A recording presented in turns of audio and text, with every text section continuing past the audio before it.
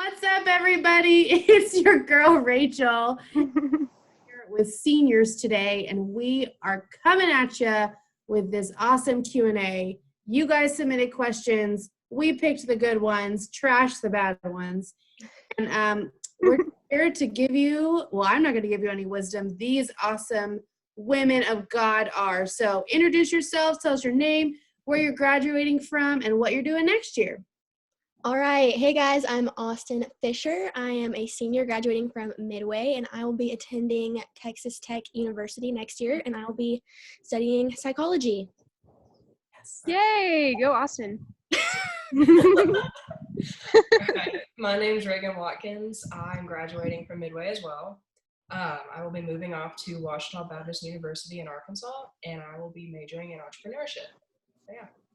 Nice. Yay, go Reagan. My name is Taylor Mason, and I'm a senior graduating from Midway High School, and I'm going to be going to the University of Texas at Austin this fall to study design. So, very exciting. Yay, Taylor. And I'm sure you guys watching already know this, but these girls have been in the same life group since 7th grade. And so they have, and I was there too. So we've been through it all, and you guys asked some great questions. So we're going to start with Austin. This question is for you. And I am curious, what was your favorite youth versus wild memory? Because you've been quite a few times. I love Youth versus Wild. I always love rafting. I think that's a typical fan favorite. But one time I fell out, and that doesn't really sound like a favorite memory, but it was just like really fun, and it doesn't happen to that many people, so I enjoyed that. Also, every year I enjoy like the worship. I think it's always like just really awesome, like the acoustic worship, like in nature. Super awesome experience every year.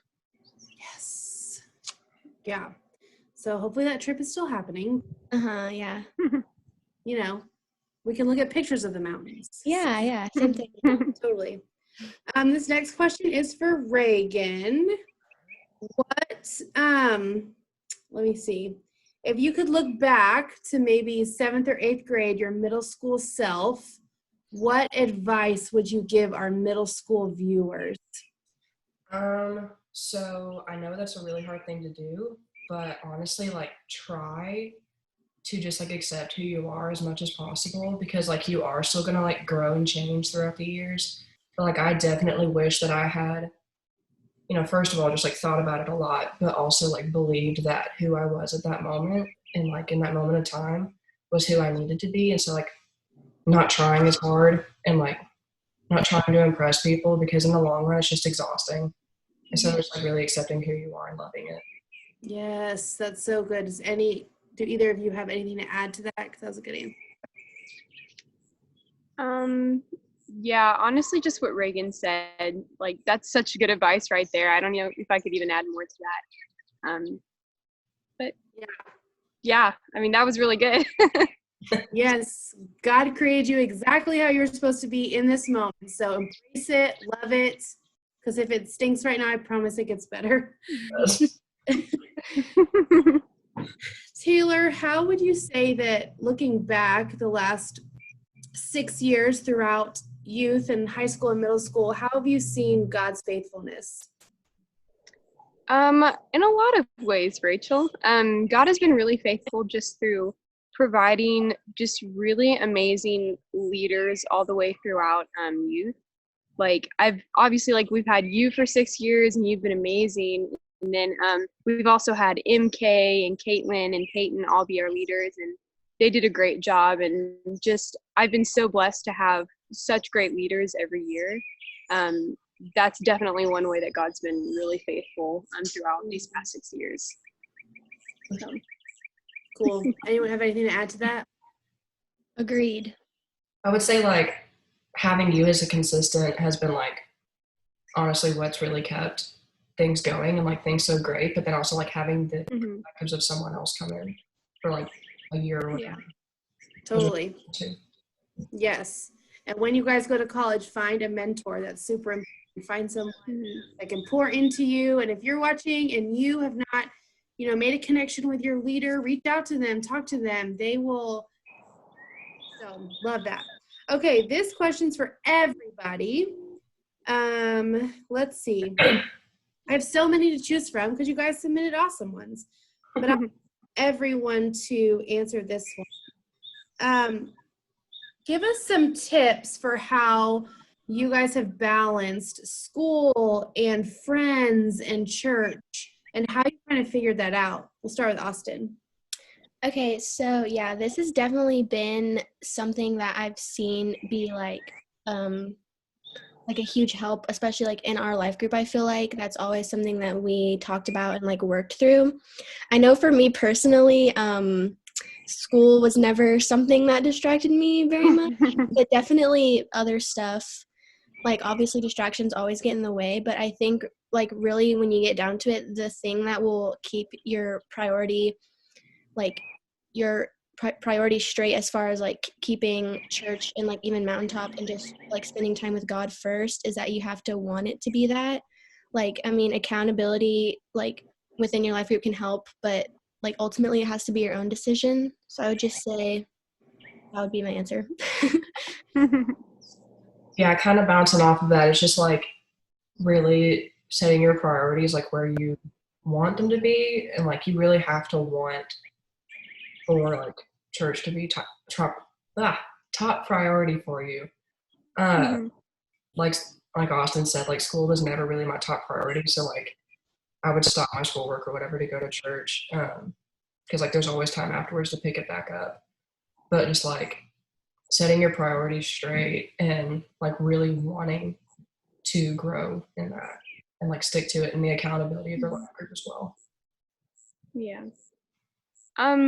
I would probably say for me, grades were something that I probably focused on way too much from 6th grade to 12th grade. And I guess what I would say is like, whenever it comes down to deciding like which ones you need to spend more time in and just really trying to like create balance in your life, it's important to know, oh, my dog's coming over, sorry. It's really important to know that life isn't like, your life isn't something that's just like planned out for you or that's happening to you. It's something that you get an active decision in like deciding what happens to you.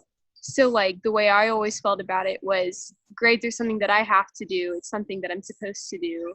And that always comes over church, that always comes over friends, no matter what.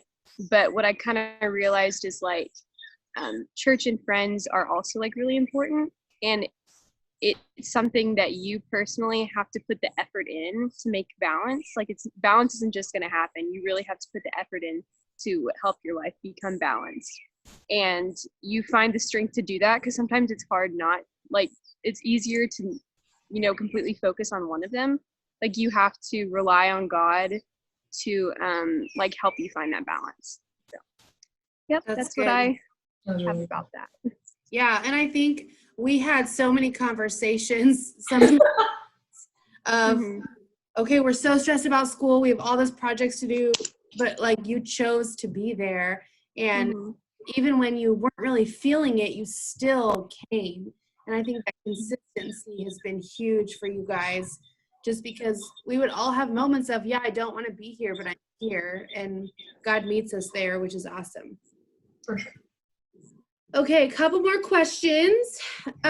Why would you say, let's ask Reagan this one. Why would you say that vulnerability is important in life groups?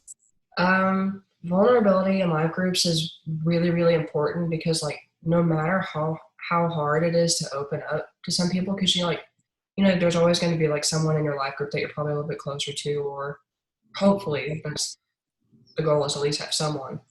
But also just like coming out to your life group with some either certain struggles that you have or really just anything brings the group closer, just like in time.